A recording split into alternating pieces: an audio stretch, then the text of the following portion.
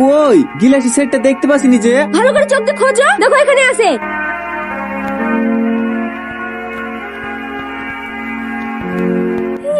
এটা তুমি কি করলা? আমার মোবাইলটা ভেঙে দিলা। আমি কি ইচ্ছু করে ভেঙেছে নাকি? পড়ে গেলে আমি কি করব? তুমি আবার কি করবা? যা করতে তো করেই দিছো। কাশি এই কাশি সংসার করতে গেলে যার জীবন সব চলে পুরো ছাই হয়ে গেল। কিরে রে তুই চিল্লাছি কেন? কি হইছে? আর বলিসনি, শুধু আমি বলেই ও সংসার করে যাচ্ছি। অন্য কোনো মেয়ে হলে কবে এটি করতে চলে যেত। এত বড় বাড়িতে ভূতের মতন একা একা থাকতে হয়। মোবাইলটা দেখে একটু টাইম পাস হতো, সেটা ওর সহ্য হলো না। এটা ভেঙে কুচি করে দিল। আমি কি ইচ্ছু করে ভেঙেছি নাকি? দুটো মাস থামো, আমি তোমাকে নতুন মোবাইল কিনে দেবো। থাক, তোর মুরুদ আমার জানা আছে। এই দিদি বকছি কেন? হাতটা কেটে রক্ত বেরাচ্ছে, কলমটা তো লাগিয়ে দিতে পারিস। মুরুগা করছে তো না, বললে তো বাঁচি। এই ছুরিও না, সব সময় উল্টো পাল্টা কথা। দেখি ভাই, আমি বেঁধে দিছি। না না থাক ভাবি, কিছু হবে না। এই ছুরি ওইভাবে সামনে খেয়ে কেউ বকে? কি করবো বলো ভাবি, না পারছো সংসার করতে আর না পারছো কে চাইতে। ডাক্তারে বলেই দিয়েছে ওর সমস্যা আছে, ও জীবনেও মা হতে পারবে না। ওর লেগে শুধু শুধু আমার জীবনে নষ্ট করবো কেন বলো তুমি ভাবি?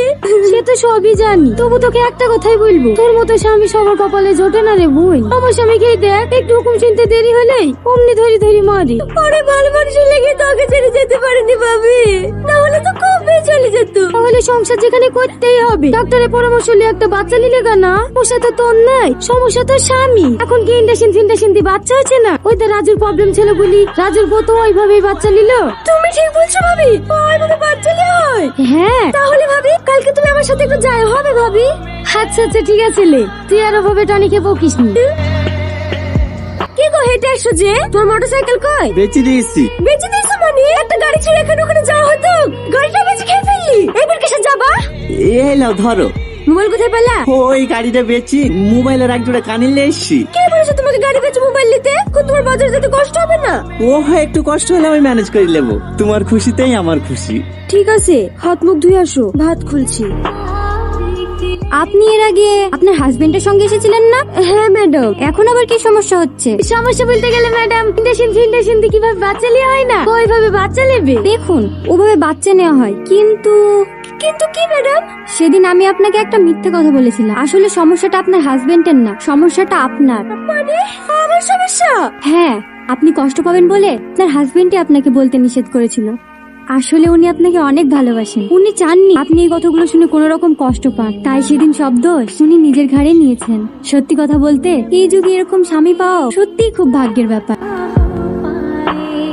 কি রে বান্ধবী, কি করছিস? এই তো বসে আছি। বস। কি রে, আজ তোদের বিবাহ বার্ষিকী, এভাবে মন খারাপ করে বসি কেন? ভাইয়ের সাথে কোনো ঝামেলা টামেলা করেছিস নাকি? আমি খুব খারাপ, তুই জানিস ওর কোনো দোষ নাই। ও চাইলে যে কোনো মেয়েকে বিয়ে করে সন্তান নিতে পারে। আমারই দোষ, আমি মা হতে পারবো না জানার পরে ও আমাকে এত ভালোবাসে, আর আমি ওকে অপমান করার একটা সুযোগও ছাড়িনি। সবসময় বকাঝকা করি, একটু দোষ পালেই আজ একটা কথা শুনে দিই, তাও আমাকে একটাও খারাপ কথা বলে না।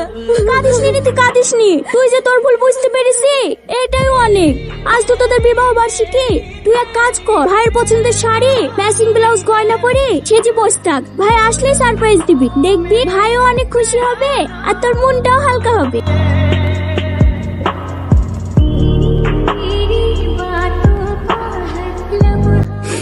জানি তোমার বউ হওয়ার কোনো যোগ্যতাই আমার নাই। যে বউ বিয়ের 5 বছরের মধ্যে স্বামীর পছন্দের একটা শাড়ি পর্যন্ত রাখতে পারে না, সে আমার কেমন বউ?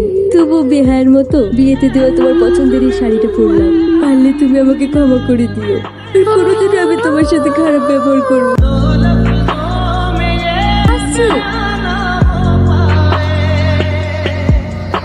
কি ব্যাপার আপনারা?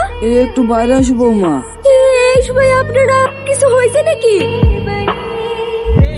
এটা কে? রাকেশ। ওকে ছেড়ে যেতে পারো না।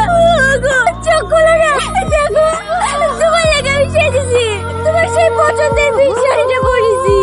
একবার চোখ খোলো না। কাঁদিসনি, ওর কোনোদিন চোখ খুলবে না রে। বাড়ি আসার সময় একটা ডাক্তারের সাথে অ্যাক্সিডেন্ট করে মারা গেছে।